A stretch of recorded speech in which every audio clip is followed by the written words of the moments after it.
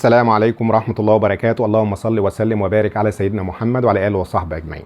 لو بتصحى من النوم دايما وصوتك متغير الصبح، وريحة بقك متغيرة، وريقك ناشف، وطول النهار بتتنحنح كتير وحاسس ان في بلغم او حاجات بتسقط في زورك، ولما بتيجي تبلع بتحس ان في حاجة زي كورة دايما في زورك، او في وجع في جنب من الجناب مع البلع المية او الاكل او الشرب، او بيجيلك شرقة بالليل، او بتحس ان في حرقان دايما على صدرك، خاصة بعد ما تاكل الحاجات المقلية بزيت او السكريات بيبدأ يزيد افرازات البلغم في زورك او الكلام ده كله. لو بتحس بالاعراض دي تأكد ان بنسبة كبيرة جدا جدا عندك حاجة اسمها ارتجاع المريء الصامت. ارتجاع المريء الصامت ده من آفة من آفات العصر، منتشر جدا جدا جدا بنسبة كبيرة ما بين الصغار والكبار. دايما الارتجاع المريء الصامت ده بيحصل ان الحمض بتاع المعده بيهرب لحد ما بيوصل يبدا ياثر على البلعوم، يبدا ياثر على البلعوم، يبدا ياثر على البلعوم، يبدا ياثر على الحنجره، يبدا ياثر على الحنجره، يبدا ياثر على الاذن، ياثر على الانف، ياثر على الاسنان، ياثر على اللثه، ياثر على الحلق. كل ده من نتيجة الحمض بتاع المعدة. متخيل المعدة تحت ويوصل الكلام ده لفوق، يبدأ يأثر على البلعوم فيحصل مشكلة في البلح، يبدأ يأثر على الحنجرة، فدايما تلاقي العيان صوته بيتغير الصبح ويتحسن على مدار اليوم. وممكن يعمل العيان ده بالذات لو شغال مدرس أو بيستعمل صوته كتير، ممكن يلقى حاجة اسمها حبيبات على الأحبال الصوتية، ممكن يبدأ يأثر على الأذن فيعمل التهابات مستمرة أو مزمنة في الأذن الوسطى، وممكن توصل للجيوب الأنفية، وممكن يأثر على الأسنان، وممكن يعمل التهابات متكررة في اللثة، ويعمل طبقة جير لونها أصفر على الأسنان، ويأثر على اللسان.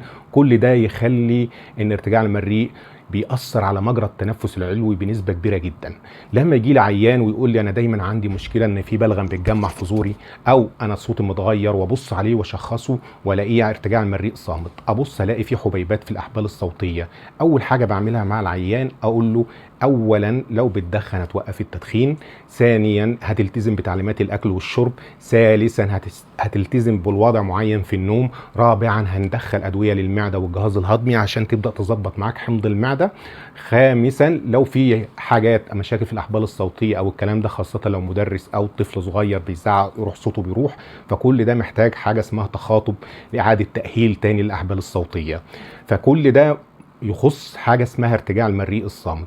ارتجاع المريء الصامت دايما بنلاحظه عند الناس اللي هي بتاكل دايما بره البيت، او بتاكل اكل متأخر في البيت، او الناس اللي عندهم وزنهم زيادة جدا. فلازم نلتزم بحاجات معينة في الاكل. اول حاجة ان احنا بنمنع المقليات نهائي في الاكل، المقليات بزيت، لكن الاكل المشوي او المسلوق بناكله عادي. تاني حاجة الدهون، اي دهن في الفراخ او اللحمة بنتخلص منه وما ناكلوش. تالت حاجة القهوة نفسها بتزود المشكلة. رابع حاجة الاكل الحراق او الشطة، وده المفروض نخفه على قد ما نقدر. بالنسبه للستات خاصه الحوامل ممنوع لبس اللبس الضيق جدا اللي ممكن ياثر على وضع المعده. بالنسبه للناس اللي بتاكل متاخر المفروض ما ينامش الا بعد 3 ساعات، يعني دايما اكل واقعد 3 ساعات بعد كده ممكن انام. دايما يفضل الحركه بعد الاكل او الكلام ده كله، بحيث ان انا ادي فرصه للمعده انها تهضم الاكل. بالنسبه ده للوضع المعين، يستحسن الناس برضو وضع معين، ان انا نايم بنام في زاويه 45، ان انا بخلي الرقبه والصدر اعلى من البطن بزاويه 45، بزاويه 45، بحيث ان انا امنع الحمض انه يصعد مع الجاذبيه ليوصل للمشكله ديت. فوضع السرير ده عشان احصل عليه بالبلدي، انا بخلي السرير زي ما هو، وعند الجوز رجلين اللي هم ناحيه الراس بحط قالب طوب هنا وقالب طوب هنا. الوضع ده انا بحط قالب طوب تحت الرجل والرجل التانية قالب طوب، دول اللي ناحيه الراس مش ناحيه الرجلين اللي تحت، بحيث وانا نايم يبقى الوضع بتاعي كده الراس هنا فوق وده وضع الرجلين تحت. بكده انا بحمي الجزء العلوي من مجرى التنفس من انه الحمض بتاع المعده انه ما يحصل ارتجاع يوصل ياثر عليه.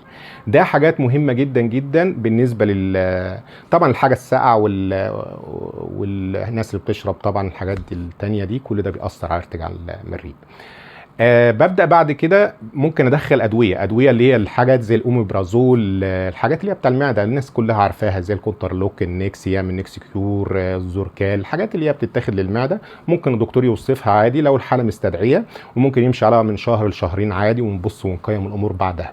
يبقى انا دلوقتي كده انا بدأت بالتخلص من النظام السيء بتاع الاكل، وبدأت في نظام اكل كويس، صلحت نومي بالوضع اللي احنا اتفقنا عليه. الحاجة التالتة دخلنا علاج عشان يبدأ يظبط المعدة. كل ده انا بدي فرصه من شهر لشهرين لحد ما الدنيا تتظبط. ما استعجلش جدا، لان الارتجاع المريء عاوز بال طويل شويه، بال طويل من الدكتور ومن العيان. لازم يمشي على نمط غذائي معين، ولازم يلتزم بالتعليمات.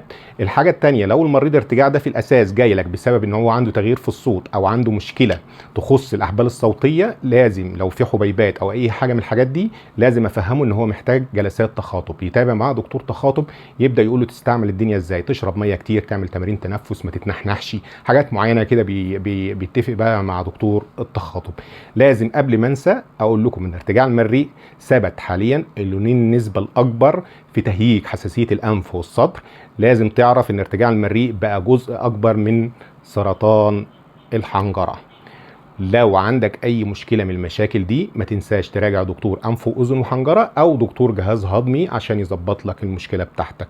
ولو عندك اي سؤال او اي استفسار بخصوص ارتجاع المريء سيبهولي في تعليق وانا هرد عليه ان شاء الله. ما تنسوش تعملوا دعم للقناه، لايك، تشيروا الفيديو، وتفعلوا الجرس عشان اي جديد يوصلكم ان شاء الله. والسلام عليكم ورحمه الله وبركاته. لا تنسى تعمل لايك وتشترك بالقناة وتفعيل الجرس ليصلك كل جديد.